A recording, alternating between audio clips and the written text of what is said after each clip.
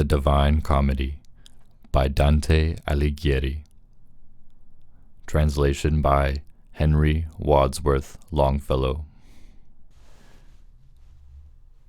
Inferno, Canto 5. Thus I descended out of the first circle, down to the second, that less space begirds, and so much greater dole that goads to wailing. There standeth Minos horribly, and snarls, examines the transgressions at the entrance, judges, and sends according as he girds him. I say, that when the spirit evil-born cometh before him, wholly it confesses, and this discriminator of transgressions seeth what place in hell is meet for it, girds himself with his tail as many times as grades he wishes it should be thrust down. Always before him many of them stand. They go by turns each one on to the judgment. They speak, and hear, and then are downward hurled. O thou, that to this dolorous hostelry comest, said Minos to me, when he saw me, leaving the practice of so great an office. Look how thou enterest, and in whom thou trustest. Let not the portal's amplitude deceive thee. And unto him, my guide, why criest thou too? Do not impede his journey fate ordained. It is so willed there where is power to do that which is willed, and ask no further question. And now begin the dolesome notes to grow audible unto me. Now am I come there where much lamentation strikes upon me. I come into a place mute of all light, which bellows as the sea does in a tempest, if by opposing winds is combated. The infernal hurricane that never rests hurtles the spirits onward in its rapine. Whirling them round and smiting, it molests them. When they arrive before the precipice, there are the shrieks, the plaints, and the laments. There they blaspheme the puissance divine. I understood that unto such a torment the carnal malefactors were condemned, who reason subjugate to appetite.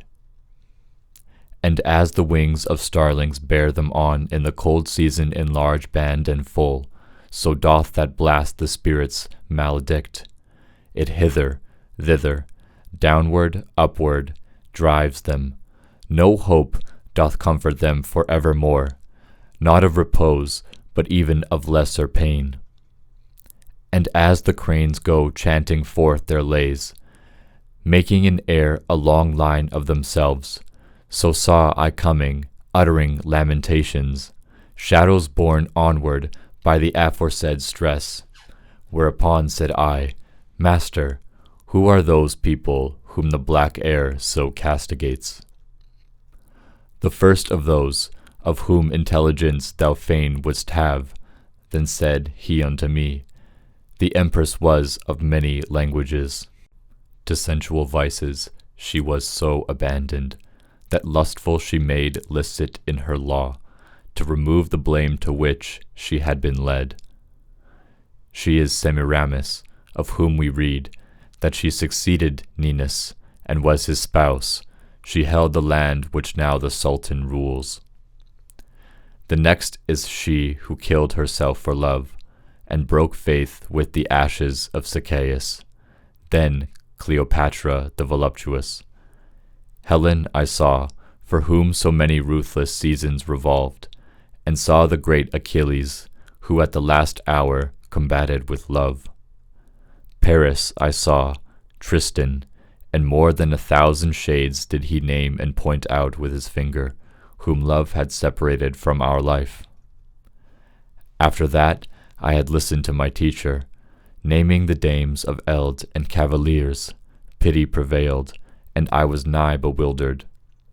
And I began, O poet, willingly speak would I to those two, who go together and seem upon the wind to be so light.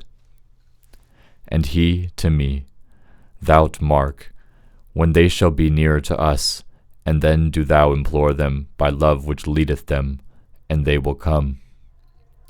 Soon as the wind in our direction sways them, my voice uplift I, O ye weary souls, come speak to us, if no one interdicts it. As turtle doves, called onward by desire, with open and steady wings to the sweet nest, fly through the air, by their volition borne, so came they from the band where Dido is, approaching us athwart the air malign. So strong was the affectionate appeal. O living creature, gracious and benignant, who visiting goest through the purple air, us, who have stained the world incarnadine, if were the King of the universe our friend, we would pray unto him to give thee peace, since thou hast pity on our woe perverse. Of what it pleases thee to hear and speak, that will we hear, and we will speak to you, while silent is the wind, as it is now. Sitteth the city, wherein I was born, upon the seashore where the Po descends, to rest in peace with all his retinue. Love, that on gentle heart doth swiftly seize this man for the person beautiful that was ta'en from me, and still the mode offends me. Love, that exempts no one beloved from loving, seized me with pleasure of this man so strongly, that, as thou seest, it doth not yet desert me. Love has conducted us unto one death. China waiteth him who quenched our life. These words were borne along from them to us. As soon as I had heard those souls tormented, I bowed my face, and so long held it down, until the poet said to me, What thinkest? When I made answer, I began, Alas, how many pleasant thoughts, how much desire conducted these unto the dolorous pass. Then unto them I turned me, and I spake, and I began, Thine agonies, Francesca, sad and compassionate to weeping make me. But tell me, at the time of those sweet sighs, by what and in what manner love conceded, that you should know your dubious desires. And she to me, There is no greater sorrow than to be mindful of the happy time in misery, and that thy teacher knows. But if to recognize the earliest root of love in us thou hast sowed great desire, I will do even as he who weeps and speaks.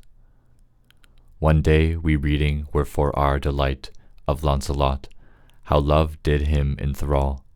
Alone we were, and without any fear. Full many a time our eyes together drew that reading, and drove the color from our faces. But one point only was it that overcame us. When, as we read of much longed for smile, being by such a noble lover kissed, this one, who never from me shall be divided, kissed me upon the mouth all palpitating. Galeotto was the book and he who wrote it. That day no farther did we read therein. And all the while one spirit uttered this, the other one did weep so, that, for pity, I swooned away as if I had been dying, and fell, even as a dead body falls.